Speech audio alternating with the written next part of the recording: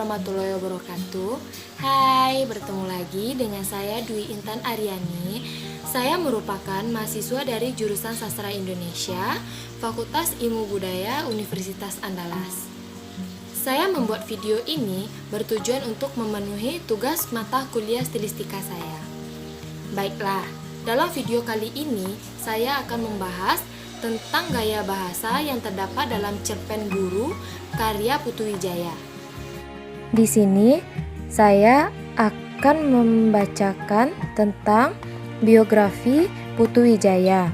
Putu Wijaya yang kita kenal sebagai sastrawan mempunyai nama yang cukup panjang, yaitu Ai Gusti Ngurah Putu Wijaya. Dari namanya itu dapat diketahui bahwa ia berasal dari Bali. Putu memang dilahirkan di Puri Anom, Tabanan, Bali pada tanggal 11 April 1944. Pada masa remaja, ia sudah menunjukkan kegemarannya pada dunia sastra. Saat masih duduk di sekolah menengah pertama di Bali, ia mulai menulis cerita pendek dan beberapa di antaranya dimuat di Harian Suluh, Indonesia, Bali. Ketika duduk di sekolah menengah atas, ia memperluas wawasannya dengan melibatkan diri dalam kegiatan sandiwara. Setelah selesai sekolah menengah atas, ia melanjutkan kuliahnya di Yogyakarta, Kota Seni dan Budaya. Akan tetapi, kegiatan sastranya lebih menonjol pada bidang teater. Putu Wijaya lebih dikenal sebagai dramawan. Sebenarnya, selain berteater, ia juga menulis cerpen dan novel dalam jumlah yang cukup banyak. Di samping menulis esai tentang sastra, sejumlah karyanya baik dalam drama, cerpen maupun novel telah diterjemahkan ke dalam bahasa asing, antara lain bahasa Inggris, Belanda, Prancis, Jerman, Jepang, Arab, dan Thailand. Gaya Putu menulis novel tidak berbeda jauh dengan gayanya menulis drama.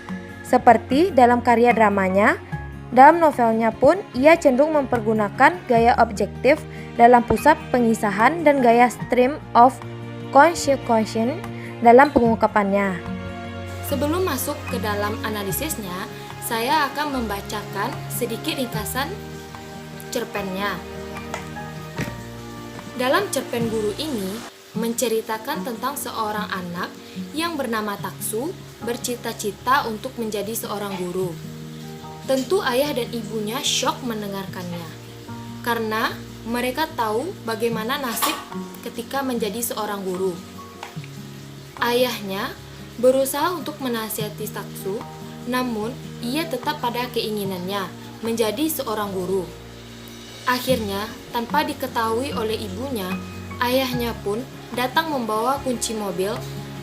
Kalau saja Taksu mau mengubah cita-citanya, jangankan mobil mewah, segalanya akan saya berikan kepadanya. Taksu pergi membawa semua barang-barangnya. Yang tinggal hanya secarik kertas dan pesan kecil. Tangan ayahnya pun langsung bergemetaran, memegang kertas yang disobek dari buku hariannya. Kertas yang nilainya mungkin hanya seperak itu jauh lebih berharga dari kunci BMW yang harganya semiliaran dan sudah mengosongkan depositonya. Baiklah, begitulah cerita singkat dari cerpen ini. Sebelum kita masuk ke dalam analisisnya, saya akan menjelaskan terlebih dahulu apa itu gaya bahasa. Gaya bahasa menurut Harimurti adalah pemanfaatan atas kekayaan bahasa seseorang dalam bertutur atau menulis, lebih khusus pada pemakaian ragam bahasa tertentu untuk memperoleh efek tertentu. Efek yang dimaksud dalam hal ini adalah efek estetis yang menghasilkan nilai seni. Dalam cerpen ini terdapat gaya bahasa yang digunakannya, yaitu pertama ada majas, asosiasi, dan perumpamaan. Majas, asosiasi, atau perumpamaan adalah perbandingan dua hal yang pada hakikatnya berbeda, tetapi sengaja dianggap sama. Contohnya dalam cerpen ini yaitu pada kalimat guru itu hanya sepeda tua. Jadi, kata guru dan sepeda tua itu merupakan hakikat yang berbeda, tetapi di dalam cerpen ini dianggap sama. Berikutnya, ada majas hiperbola. Majas hiperbola adalah pernyataan yang berlebihan dari kenyataan dengan maksud memberikan kesan mendalam atau meminta perhatian. Contohnya, 1 jam saya memberi taksu kuliah, saya telanjangi semua persepsinya tentang hidup. Dengan tidak malu-malu lagi, saya seret nama pacarnya si Mina yang mentang-mentang cantik itu. Mau menyeret anak saya ke masa depan yang gelap. Jadi, apakah persepsi tentang hidup itu dapat ditelanjangi? Tentu tidak. Secara logika, memang tidak. Tapi, dengan adanya majas hiperbola, dalam kalimat tersebut dapat dilebih-lebihkan dari kenyataan. Lalu, adakah masa depan yang gelap itu? Tentu tidak ada. Jadi, dengan adanya majas ini, semua hal yang tidak sesuai dengan kenyataan dapat dilebih-lebihkan.